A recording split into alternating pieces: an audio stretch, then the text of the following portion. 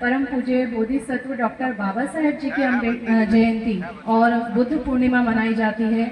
अब प्रत्येक वर्ष जितने जिलों के, जितने राज्यों के लोग यहाँ पर उपस्थित हैं, वे सभी प्रत्येक वर्ष सम्राट अशोक जी की जयंती भी राष्ट्रीय स्तर पर मनाने लगेंगे, अपने जिला स्तरों पर, राज्य स्तरों पर मनाने लगेंगे। हम सभी यहाँ पर देख रहे हैं कि पिछले 53 दिन से भिक्षु संघ, भिक्षुणी संघ यहाँ पर अडिग धरने पर बैठे हैं।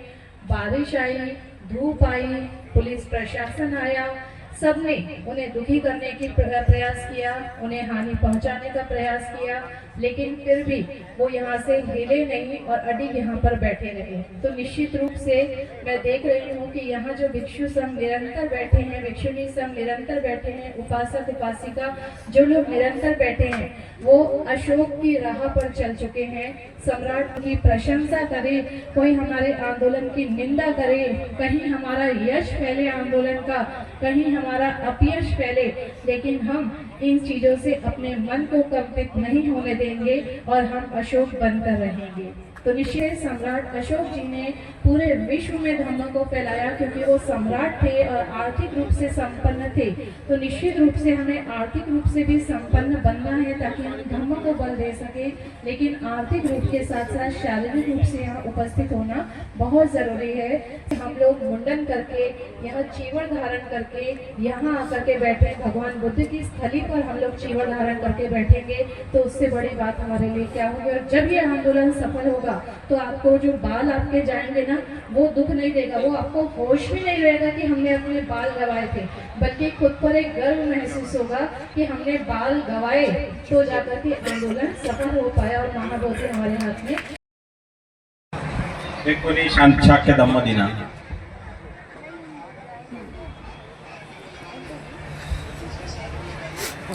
सर्वप्रथम तीरत्नों को मेरा वंदन। प्रियदर्शी महान सम्राट अशोक, परम पूज्य डॉक्टर बाबा साहेब अम्बेडकर एवं महानव कल्याण में जन्मे समस्त महापुरुषों को मेरा वंदन नमन। यहाँ उपस्थित पूजनीय भिक्षु संघ, भिक्षुणी संघ, सभी को मेरा वंदन। आज प्रियदर्शी महान सम्राट अशोक जी की जयंती के लिए हम लोग यहाँ इकट्ठे हुए हैं, तो उनकी जयंती पर भी मैं आप सभी को बहुत बहुत बधाई देती हूँ, क्योंकि हमारे लिए बधाई का अवसर है। हमने कभी शायद सोचा भी नहीं होगा कि प्रियदर्शी महान सम्राट अशोक जी की जयंती, जो जैसे कि पहले भी भंते जी ने बताया, जो शायद हमें पता भी नहीं थी, जानकारी भी नहीं थी आज से कुछ साल पहले तक, आज भारत में इस आंदोलन के माध्यम से हम इतने बड़े पैमाने पर इस जयंती को मना रहे हैं। और जो ये जागरूकता आई है, क्योंकि बहुत सारे पत्रकार और बहुत सारे लोग सवाल भी पूछते हैं कि ये आंदोलन जो हो रहा है इसका परिणाम कुछ नहीं निकल रहा है, सरकार हमारी नहीं सुन रही है, तो हम उन्हें बताना चाहते हैं कि परिणाम यही है कि सबसे पहले तो हमारे लोग जागरूक हो रहे हैं, बहुजन समाज जो है जागरूक हो रहा है। एक जिस प्रकार से पूरे भारत में परम पूज्य बोधिसत्व डॉक्टर बाबा साहेब जी की जयंती और बुद्ध पूर्णिमा मनाई जाती है, अब प्रत्येक वर्ष जितने जिलों के, जितने राज्यों के लोग यहाँ पर उपस्थित हैं, वे सभी प्रत्येक वर्ष सम्राट अशोक जी की जयंती भी राष्ट्रीय स्तर पर मनाने लगेंगे, अपने जिला स्तरों पर, राज्य स्तरों पर मनाने लगेंगे। तो जहाँ तक जैसे अभी आकाश लामा जी ने भी कहा कि हमें एक राष्ट्रीय हॉलिडे हमें घोषित करना है, बुद्ध पूर्णिमा हो और सम्राट अशोक जी की जयंती, क्योंकि ज़्यादा से ज़्यादा तो इसका सबसे बड़ा सरकार के ऊपर कोई असर हो रहा है या नहीं हो रहा है, लेकिन हमारे बहुजन समाज पर बहुत असर हो रहा है और ये सबसे बड़ी इस आंदोलन की हमारी उपलब्धि भी है।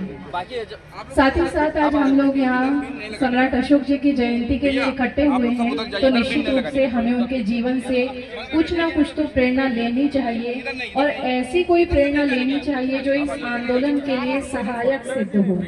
तो हमें जैसे हम देखते हैं उनका जीवन, भगवान ने भी एक गाथा है बहुत ही सुंदर, मंगल सूक्त में भगवान गाथा कहते हैं, उत्थस्य लोक धम्मे चित्तं यस्य अशोकं विरजं खेमं एतं मंगलम उत्तमं। भगवान बताते हैं कि अशोक कैसे बन सकते हैं। अशोक यानी शोक से रहित हो जाना।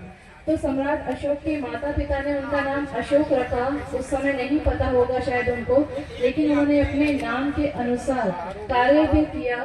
युद्धों को समाप्त करके जब उन्होंने बुद्ध की राह पकड़ी तो वे सारे शोकों से मुक्त हो गए और धर्म को पूरे दुनिया में फैलाने का काम किया। भगवान बुद्ध के धर्म को पूरे दुनिया में फैलाने का काम किया। तो भगवान इस गाथा में कहते हैं कि 8 प्रकार के लोक धर्म हैं: सुख, दुख, लाभ, हानि, प्रशंसा, निंदा, यश और अपयश। ऐसे 8 प्रकार के लोक धर्म हैं। लेकिन जो व्यक्ति अपने चित्त को इन 8 प्रकार के लोक धर्मों से कंपित नहीं होने देता, प्रभावित नहीं होने देता, ऐसा व्यक्ति अशोक हो जाता है।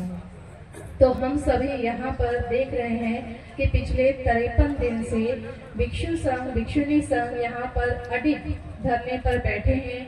बारिश आई, धूप आई, पुलिस प्रशासन आया, सबने उन्हें दुखी करने की प्रयास किया, उन्हें हानि पहुंचाने का प्रयास किया, लेकिन फिर भी वो यहाँ से हिले नहीं और अडिग यहाँ पर बैठे रहे। तो निश्चित रूप से मैं देख रही हूँ कि यहाँ जो भिक्षु संघ निरंतर बैठे हैं, भिक्षुणी संघ निरंतर बैठे हैं, उपासक उपासिका जो लोग निरंतर बैठे हैं वो अशोक की राह पर चल चुके हैं। सम्राट अशोक के मार्गदर्शन, जो उनका नाम का मीनिंग है, उस पर चल चुके हैं कि अब ना तो हमें सुख हिला सकता है, ना दुख हिला सकता है, ना लाभ हमें हिला सकता है, ना हानि हमें हिला सकती है। कोई हमारे आंदोलन की प्रशंसा करे, कोई हमारे आंदोलन की निंदा करे, कहीं हमारा यश फैले आंदोलन का, कहीं हमारा अपयश फैले, लेकिन हम इन चीजों से अपने मन को कंपित नहीं होने देंगे और हम अशोक बनकर रहेंगे।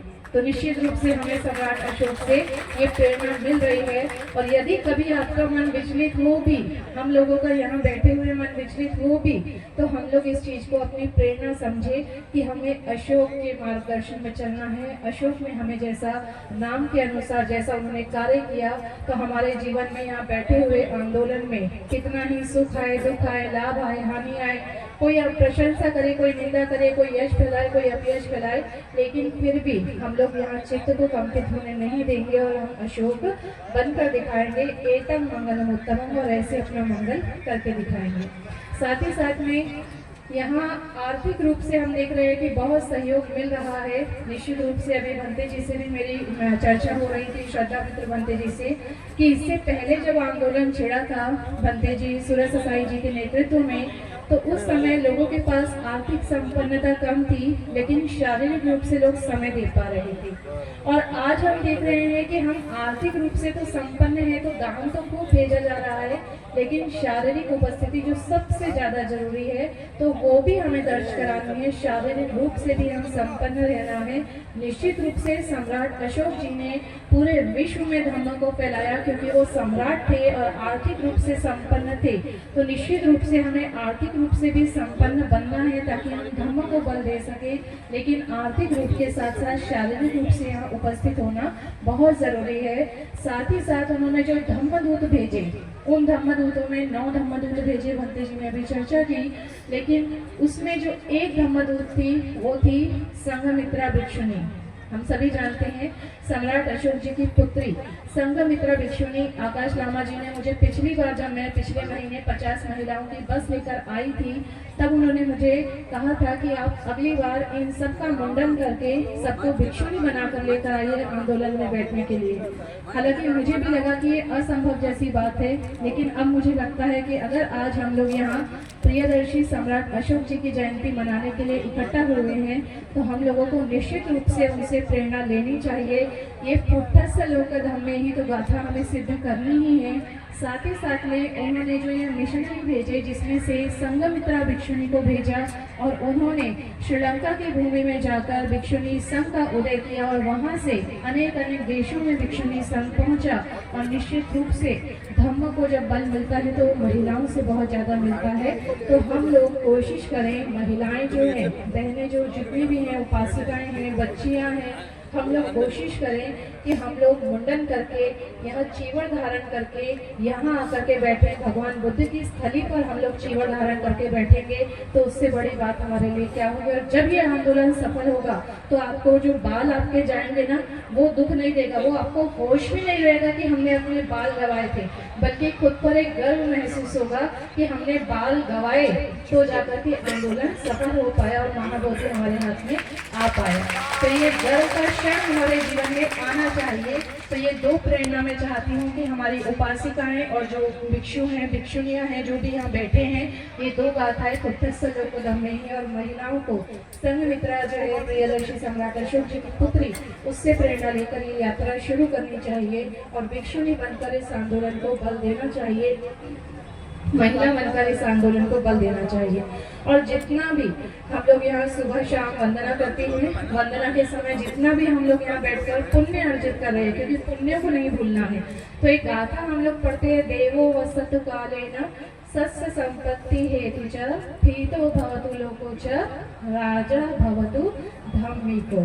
तो हम लोग जितना भी पुण्य अर्जित कर रहे हैं, हम लोग एक गाथा ये बार बार पढ़े, राजा भवतु धम्मिको, राजा भवतु धम्मिको, राजा भवतु धम्मिको, कि हमारा राजा धम्मिक हो जाए, राजा धम्मिक हो जाए, राजा धम्मिक हो जाए, तो ये सारी समस्या ही हमारी खत्म हो जाएगी। इसी के साथ मैं अपने शब्दों को विराम देती हूँ। मुझे बोलने का अवसर दिया, बहुत बहुत साधु साधु साधु साधु।